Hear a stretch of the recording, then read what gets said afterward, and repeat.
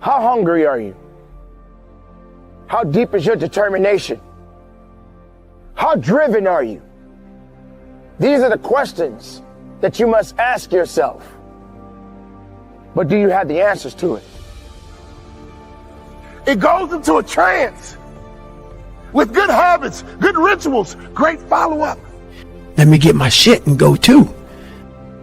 I don't know what it is for you, but you got to own it.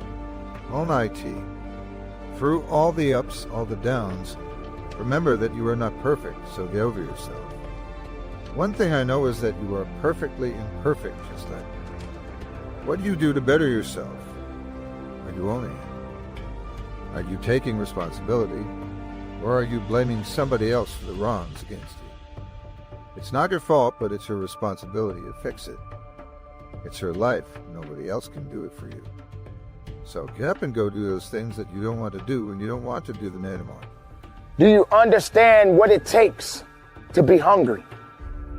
Now, if you're the type of person that's waiting for someone to serve you up a plate of success, then you're going to be waiting a long time.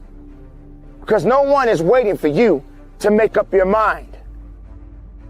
Being hungry and staying driven is what it's going to take you to the next level, to elevate you in areas that you've never been. Being hungry and driven is important. It's more important than sleep. It's more important than excuses. There are going to be a lot of people, they're going to question you. They're going to ask you why. But it's not up to them to make the decisions for you. And I kept saying to myself, why is that the way that it is? And I guess I was okay for Wesley and Margaret Ann and Leonard and Angelo and Sharon and Linda, but it wasn't okay for me. I was curious. I wanted to live like Mr. Sidursky lived. I wanted the big car that he had. I wanted that big home that he had. We lived in a 2-bedroom apartment. It was 7 of us, plus Mama.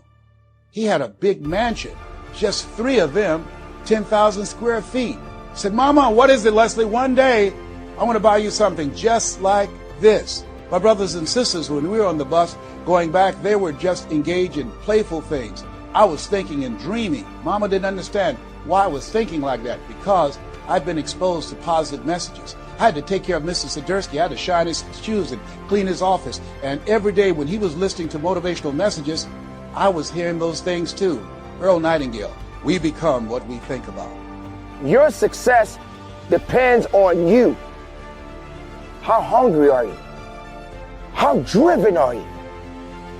Do you go a full day without a meal? Are you the type of person that likes only to eat once a day? Now, how do you survive off of 1 meal a day? Well, you may be thinking, well, people do it all the time. But we're not talking about food nourishment. We're talking about what's inside, what really you're looking for, what exactly that you want out of your life. A different type of hunger. A hunger for success. A hunger to follow your dreams. And to get exactly it is what you're seeking in life. Standing out here in this desert, there are many different animals, creatures that roam throughout this desert. And things out here get eaten or they eat. So get up and get set. Set yourself apart from being average, because you are not average. You are great. It's greatness, that's what it is. It's time for you to get the break that you deserve today and fight this good fight, because you're going to be a fighter every single day for the rest of your life. It's your life. It's your life, so guess what, guys? If you do the hard things in life, life gets easy. But if you do the easy things in life, life is going to be hard. The choice is yours. All of us are self-made, but only the successful will admit it. In order to be successful, you must be willing to do the things today others won't do, in order to have the things tomorrow others won't have. Your mind is a machine. You must program yourself for success. Wow. When I heard those words, I said, wait a minute.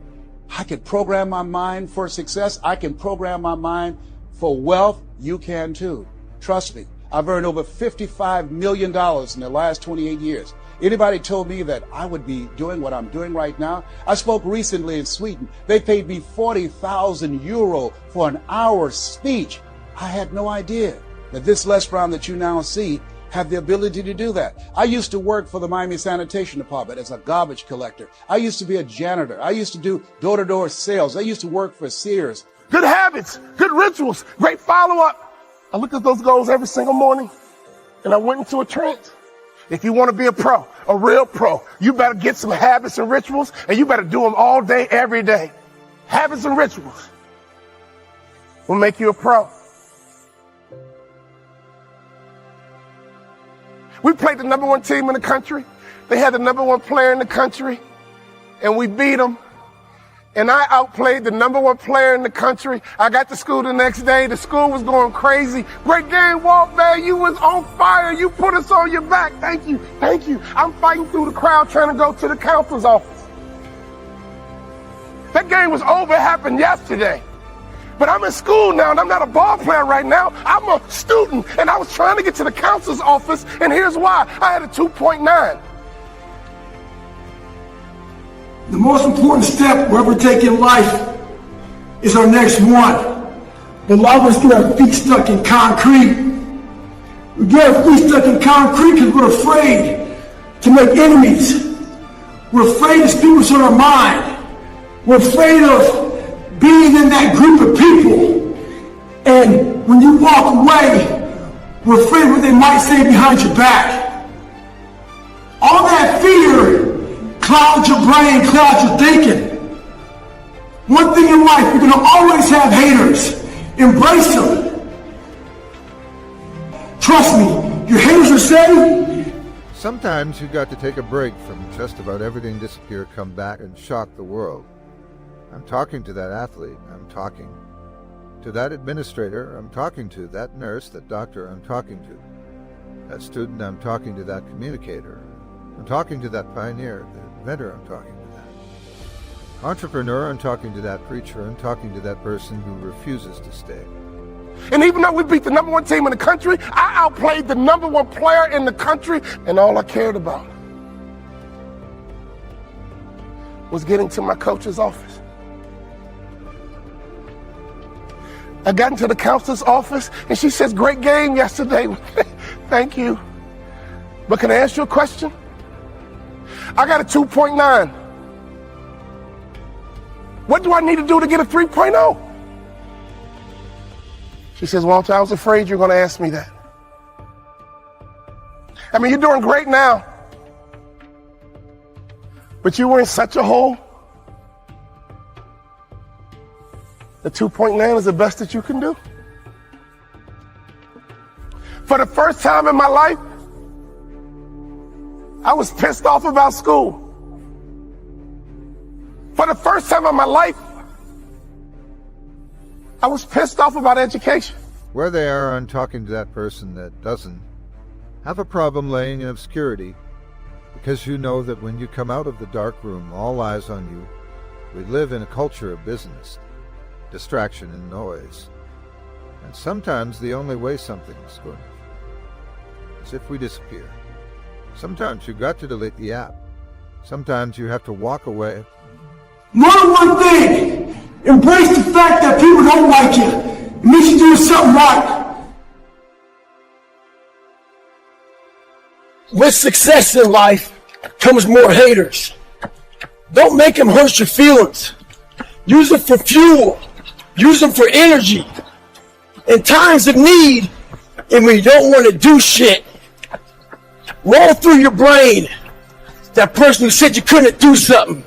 Weren't fast enough, good enough, smart enough. Use it for energy. Instead of killing them with kindness, we have to continue pushing past the odds. Use everything this world has to give you for fuel.